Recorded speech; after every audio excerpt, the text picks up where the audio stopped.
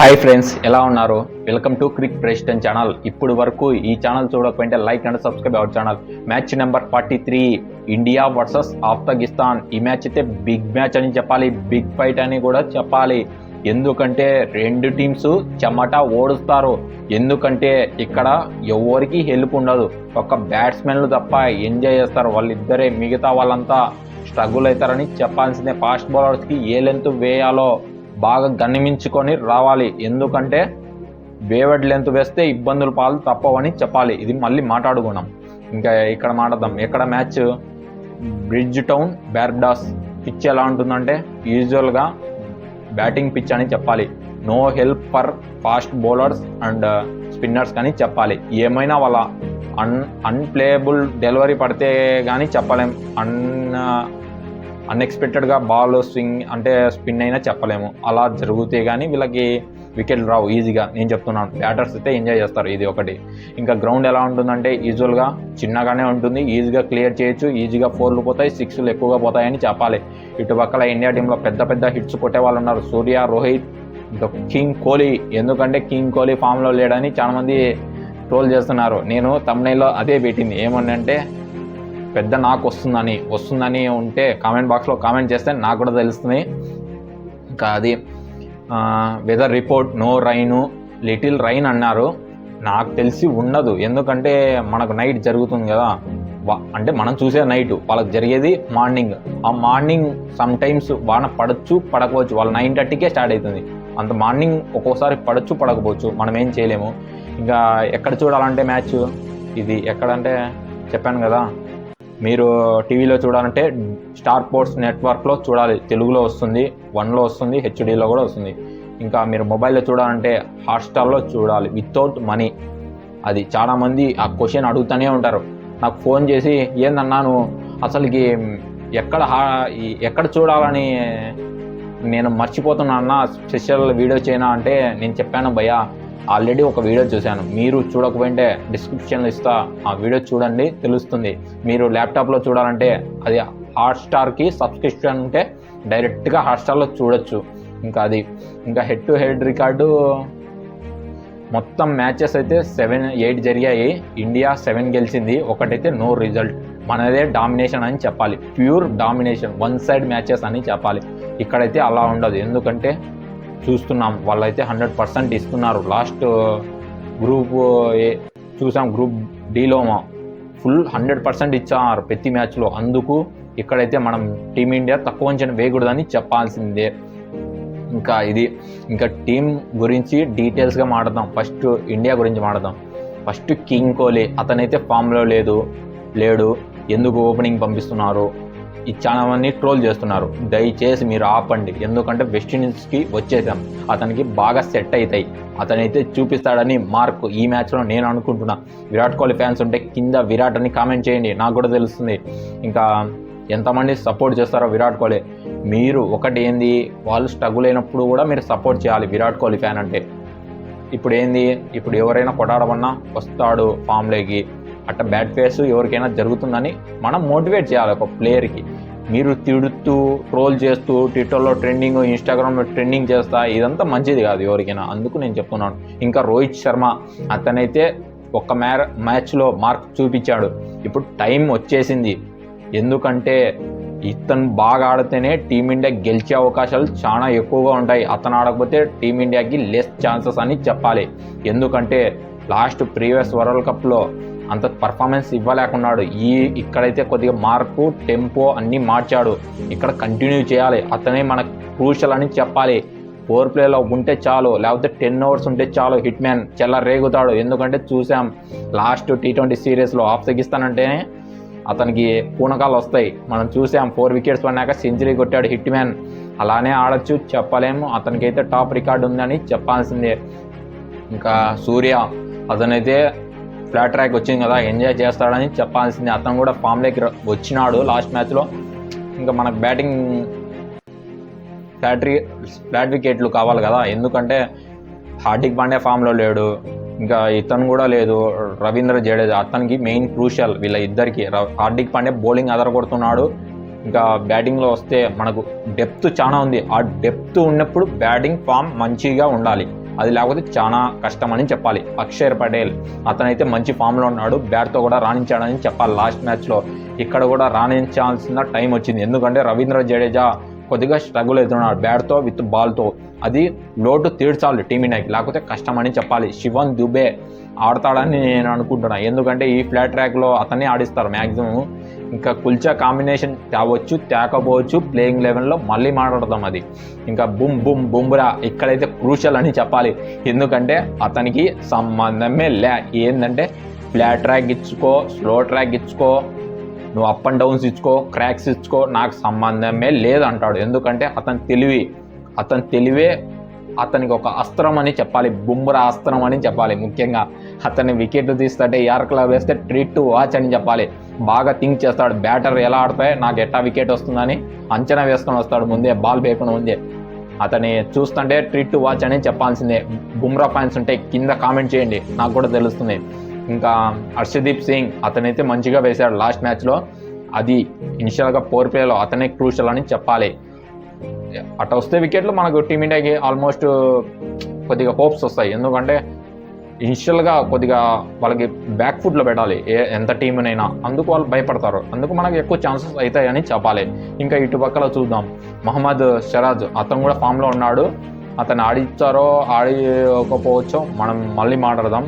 ఇది రిషబ్ పంత్ చెప్పలే కదా, అతనైతే స్కిల్ అద్దరు కొడుతున్నాడు భయ్య, కీపింగ్ ఎక్సలెంట్ బ్యూటీ అని చెప్పాలి, ఎందుకంటే బ్రిలియంట్గా ఆ కంబ్యాక్ నుంచి సూపర్గా చేస్తున్నాడని చెప్పాలి భయ్య. ఇంకా కన్సిక్యూటివ్గా రన్స్ చేస్తున్నాడు, టాప్ స్కోరర్ ఫర్ టీమిండియా అని చెప్పాలి. ఈ మ్యాచ్లో కూడా కంటిన్యూ చేయాలి. అతను మిడిల్ ఆర్డర్లో స్పిన్ ఎదుర్కోవాల్సిన టైం వచ్చేసింది, ముఖ్యంగా టాప్ క్లాస్ స్పిన్నర్స్ ఉన్నారు ఇటుపక్కల, ముజిబుర్ రహమాను ప్లస్ నబీ, రషీద్ ఖాన్, వీళ్ళ ముగ్గురిని ఎదుర్కోవాలంటే పంత్ ఉండాలి, సూర్య ఉండాలి, వీళ్ళు ఉంటే చాలు.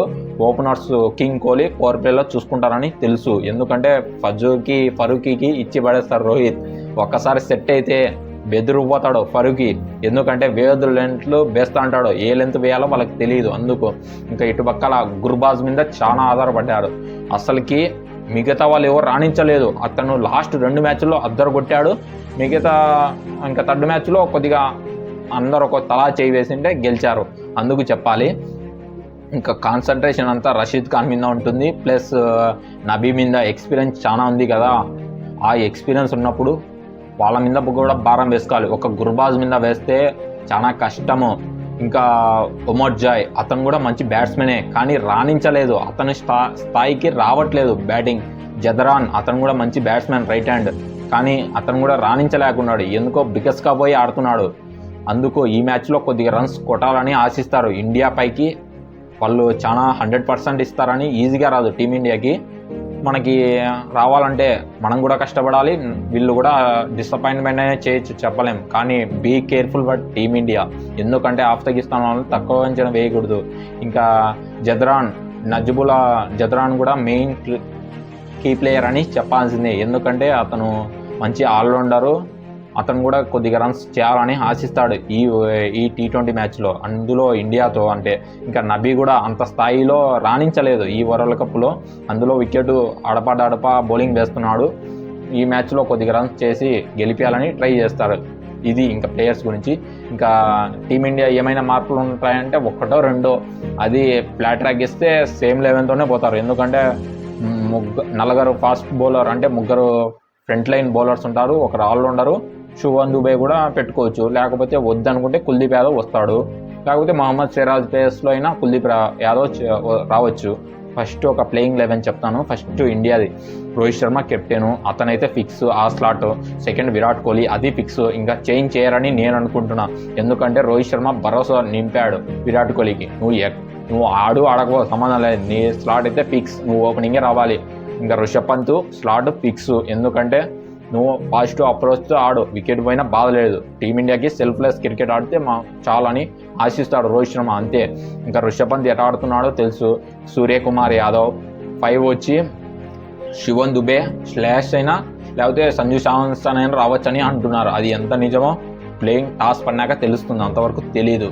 ఇంకా 5th వచ్చి హార్దిక్ పాండ్యా, 7th వచ్చి రవీంద్ర జడేజా, అక్షర్ పటేల్, కుల్దీప్ యాదవ్, ఇంకా రవీంద్ర జడేజా చెప్పాను అనుకుంటా. ఇంకా మొహమ్మద్ సిరాజ్ అయితే ఉన్నాడు, ఇంకా జస్ప్రీత్ బుమ్రా, హర్షదీప్ సింగ్, ఇది ఇంకా మహమ్మద్ సిరాజ్ అయితే కూర్చోవాల్సిందే. ఎందుకంటే ఇక్కడ టైం వచ్చేసింది, స్పిన్నర్స్ ప్లేలోకి వస్తారు.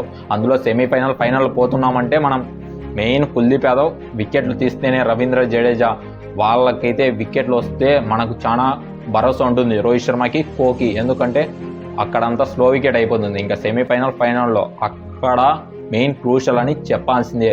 చాలా మంది స్పిన్నర్స్ ప్లేలోకి వచ్చారు ముందే. మనకైతే ఫ్లాట్ ట్రాక్ అది ఏందో ఎక్కడి నుంచో తెచ్చాడంట అడిలైట్లోంచి. ఆ పిచ్ చాలా వర్స్ట్గా ఉందని ట్విట్టర్లో చాలా ట్రెండింగ్. ఎందుకు ఇలాంటి ఇండియాకి ఇస్తారు, ఫ్లాట్ ట్రాక్ వేయచ్చు కదా, లేకపోతే స్పిన్ ట్రాక్ వేయచ్చు కదా అని. అన్నీ అయిపోయినాయి. ఇంకా వరల్డ్ కప్ కూడా అయిపోవచ్చింది. ఎందుకంటే ఇంకా ఉండేది దాదాపు 9 మ్యాచెస్ అని చెప్పాలి. బాగా ఎంజాయ్ చేయండి, బాగా చూడండి. ఎందుకంటే end of the world cup వచ్చేసింది దగ్గరికి. అందుకు ఇంకా వీళ్ళది ఆఫ్ఘనిస్తాన్ ఏమైనా ప్లేయింగ్ 11 ఉంటాయంటే ఒక్కటి ఉంటుంది, రహమాన్ వస్తాడు, ముజిబుర్ రహమాన్. ఎవరి ప్లేస్లో ఉంటే కరీం జన్నాట్ అనే ప్లేయర్ బదులు వచ్చేస్తాడు. అతనైతే ఫాస్ట్ బౌలర్, ఇటుపక్కల స్పిన్నర్ కదా, ఆ స్పిన్నర్, అందుకు వచ్చేస్తాడని చెప్పాలి. ఫస్ట్ వీళ్ళది కూడా ప్లేయింగ్ 11 చెప్తాను. ఫస్ట్ గుర్బాజ్ వికెట్ కీపరు, జదరాను, ఇంకా అజ్ముతుల్లా ఒమర్జాయి, ఇంకా నజ్బుల్లా జదరాన్, ఇంకా నబీ రహమాన్, ఇంకా రషీద్ ఖాను, గుర్బాజ్ నబీ, ఫర్జుల్కి ఫరూకి, ఇంకా నమినుల్ హక్, నూర్ అహ్మద్. ఇది ప్లేయింగ్ 11. ఇంకా ఇది ప్లేయింగ్ 11 ఇంకా సూపర్గా ఉంది. ఏం మార్పులు ఉండవు, ఒకటి మార్పు అది చెప్పాను, ఇది వస్తాడని నేను అనుకుంటున్నాను. ఎందుకంటే టాప్ రికార్డ్ ఉంది రహమాన్కి, ముజిబుర్ రహమాన్కి, రోహిత్ శర్మ అండ్ కోహ్లీకి, అంటే అందుకు తెస్తాడని నేను అనుకుంటున్నా రషీద్ ఖాన్. ఇంకా బ్యాటిల్స్ చెప్తాను. ఫస్ట్ వచ్చి Fazalhaq Farooqi versus hit man. ఇది match deciding battle. Rohit Sharma ఎదుర్కొంటే ఈజీగా పోర్పేలో మంచి ఒక 30-40 రన్స్ కొట్టిపోతే చాలు. హిట్ మ్యాన్ చెల్లరేగితే మిడిల్ ఆర్డర్లో రిషబ్ పంత్ ఎలా ఆడతాడో తెలుసు, సూర్య ఎలా ఆడతాడో మనకు తెలుసు. ఇది బుమ్రా వర్సెస్ జదరాన్ అని చెప్పాలి, లేకపోతే హర్షదీప్ అని చెప్పాలి. జదరాను ఇంకా మిడిల్లో ఉండేది బుమ్రా చూసుకుంటాడు, ఇంకా గుర్బాజ్ని హర్షదీప్ చూసుకుంటాడని చెప్పాలి ఈ బ్యాటిల్. ఇంకా రషీద్ ఖాన్ వర్సెస్ హార్దిక్ పాండ్యా లేకపోతే సూర్యకుమార్ యాదవ్. ఇది టాప్ ఇంట్రెస్టింగ్ బ్యాటిల్ అని చెప్పాలి. ఎవరైతే వికెట్ ఇవ్వకుండా ఆడతారో వాళ్ళే గెలుస్తారో, వికెట్ ఇస్తే కొద్దిగా స్ట్రగుల్ అవుతారని చెప్పాలి. ఇంకా ఇటుపక్కల Kuldeep Yadav versus Mohammad Nabi or Zadran or Omarzai. ఇది బ్యాటిల్. ఇంకా ఇంతకన్నా బ్యాటిల్స్ ఏమి ఉండవని నేను అనుకుంటున్నా. Be careful left handers India. ఎందుకంటే కోహ్లీ, రోహిత్ బీ కేర్ఫుల్గా చూసి ఆడాలి, లేకపోతే ఫియర్లెస్గా ఆడాలి. ఇంకా టిక్కు ఆడితే చాలా కష్టం. అది ఒక్కటి తీసేసి బాగా ఆడితే ఈ మ్యాచ్ ఈజీగా ఇండియా గెలుస్తుందని నేను అనుకుంటున్నాను. మీరేమనుకుంటున్నారో కామెంట్ బాక్స్లో కామెంట్ చేస్తే నాకు కూడా తెలుస్తుంది. ఇంకొక వీడియోతో మళ్ళీ కలుసుకుంటా. Thank you.